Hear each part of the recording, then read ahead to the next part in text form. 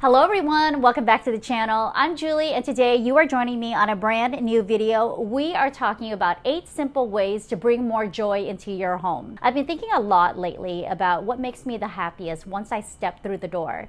Is it a tidy home? Is it an uncluttered home? Is it a home that's beautifully decorated with all of my favorite things? It can be, but it's actually all of that and so much more. If you're looking for really easy and creative ways to elevate your space, boost your mood, and bring more joy into your home, this video is for you.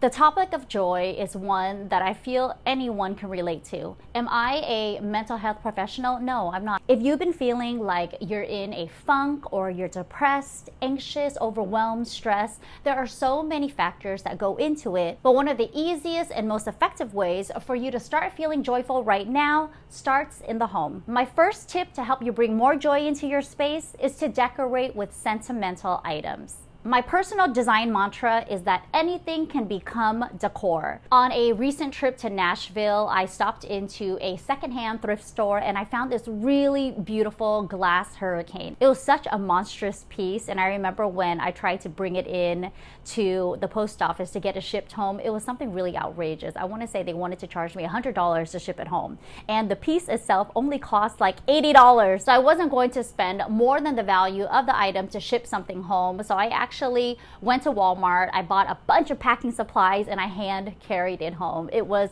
definitely a labor of love, but every time I look at this glass hurricane that's currently sitting in my living room, I'm reminded of such fond memories from Nashville. If you brought home a matchbook from your favorite restaurant during your honeymoon, or you framed a Polaroid you snapped on your child's birthday, think about all of the places that you visited, whether they're near, they're far, they're local, or you found something on vacation. Decorate your home with items that bring you joy and that have sentimental value. I make it a point to shop for home items every time I'm out of town, whether I'm visiting a new city or a new country. I always love to shop, especially secondhand stores. I've brought home macrame plant hangers from my honeymoon in Amsterdam. I've taken countless images of landscapes in Japan, Thailand, San Francisco, Canada. I blew them up, framed them, and now they're kind of littered all over my home. Every time I look at each and every one of these items, it brings so much joy to myself, and of course it trickles down to my family as well. Think about those sentimental items and personal mementos that you've accumulated throughout your life and travels that bring you back to a core memory. Try rearranging all of your artwork and decor once a year. Pull everything off of your walls and shelves. Start with a clean, blank slate. Different combinations of artwork and home decor will breathe new life into your home. Think about making your home your own personal laboratory and experiment as much as you can. Which brings me to my next tip.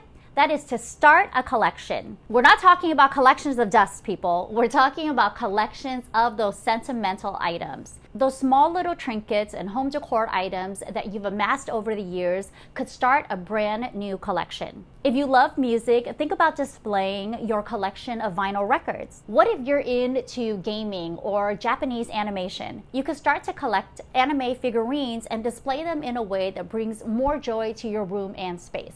I have so many collections of personal items littered all throughout my home. I have a collection of design, art, and architecture books. I have a collection of costume jewelry, accessories, and vintage perfume bottles. If you love bartending, you love cocktails, or you're really into wine, think about displaying those wine bottles. And once you're done drinking all of that wine, you can save all the wine corks and display them in a really creative way. Now, every time you walk around your home and you see your personal collection, you're reminded of the journey that it took you to find these items and the story behind each piece before it lands in your home. The next tip on my list is to carve out a me corner. Self-love is such a huge topic of conversation, not only in the mental health wellness space, but I've talked about it a lot on this channel as well. I actually have a very old video. It's called The Art of Self-Love. And for me, it's all about creating and carving out that personal space for yourself so that you are personally fulfilled and you can pay it forward and bring all those good vibes to everyone else in your life. A me corner is simply a space that you carve out just for yourself and all of those personal things that you love to do. It could be a place to read a book or thumb through your favorite magazines. It could be a corner that you record daily dancing TikToks that you never have the intent of posting. It could be a place for you to relax, listen to your favorite tunes, or even play some instruments. Think about having a space that's dedicated just for you. Now carve out this me corner for yourself and every single member of your family, and I promise you, you will be one step closer to having the happy home that you've always dreamed of. The next tip on my list is to create a morning ritual. Everybody's morning ritual will look a little different. Mine looks a whole lot different post-kids than it did pre-kids.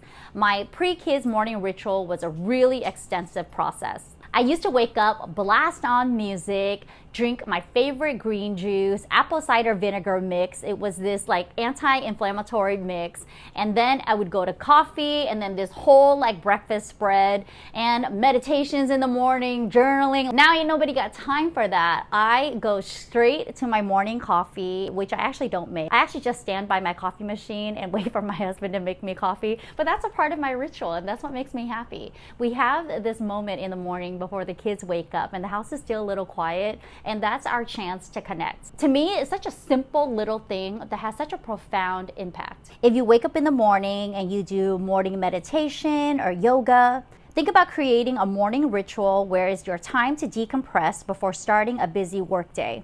If you have a 10-step K-beauty skin regimen that you want to carve out, do it at your really beautiful, clean, stylish, and organized vanity.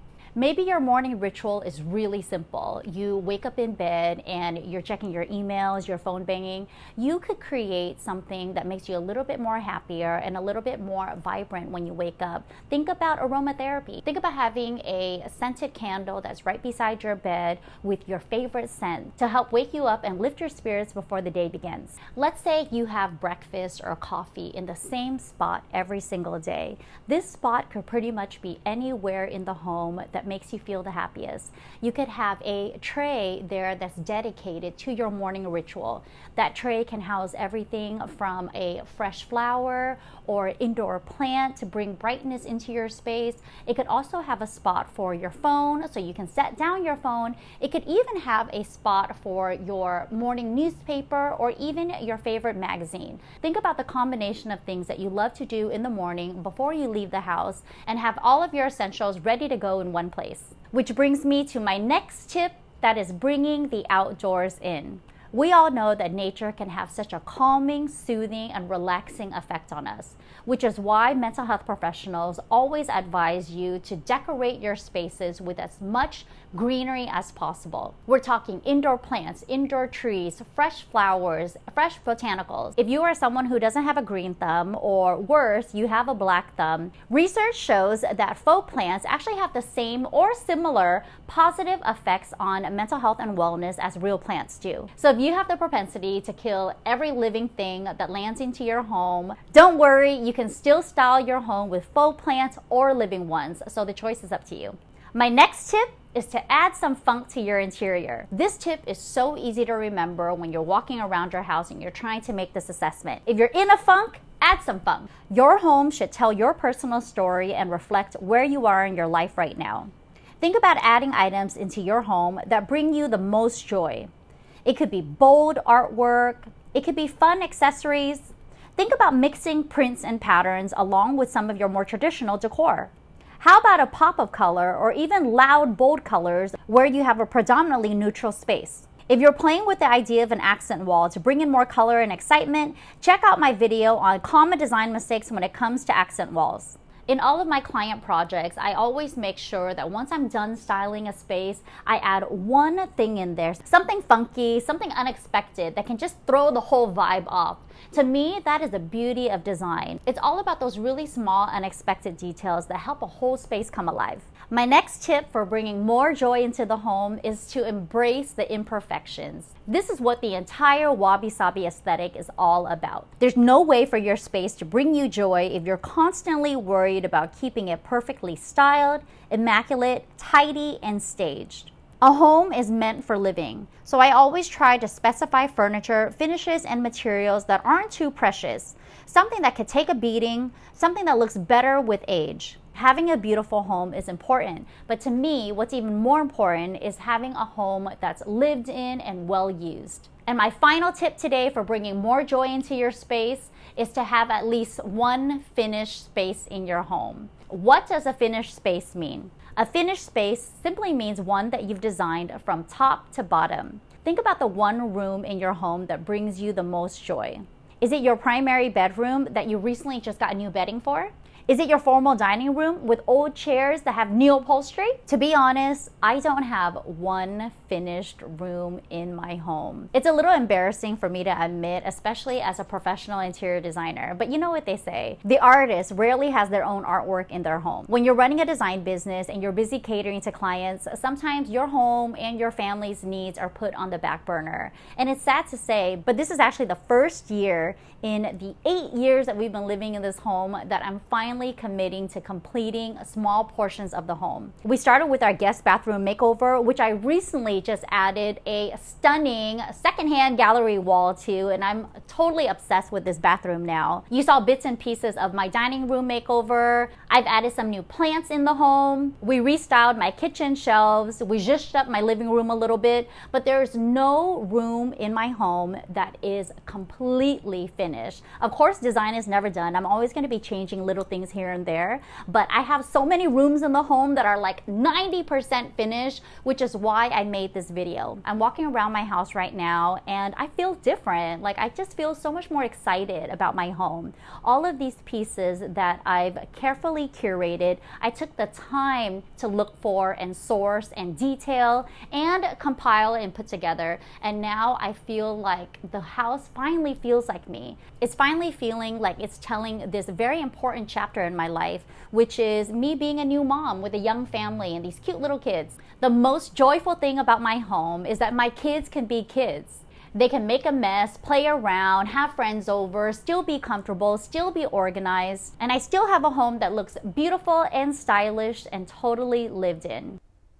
Remember that joy could be achieved no matter what your circumstances are. Whether you rent or own, whether you live alone or in a house full of people, whether you have kids, you're single, you're married, coupled, uncoupled. Joy can mean so many different things to different people. It could also mean different things to you depending on where you are in life. So your responsibility to yourself, your friends, your family, your entire network is to find those little pockets of joy that you can create in a day, or even better yet, something that you can design in your very own home that can fulfill you for decades and decades to come. If you like this type of content and you want more interior design tips on the channel, please give this video a thumbs up. Comment below and let me know, what is the one thing in your home that brings you the most joy? I would love to learn what makes you happy so that we can share with all of the viewers. Share this video with anyone you know who's currently in a funk and could use a huge pick-me-up, and subscribe to my channel if you haven't already. Click that little notification bell to be notified of new videos that we drop every single Tuesday. Thank you so much for watching. I'll see you next week.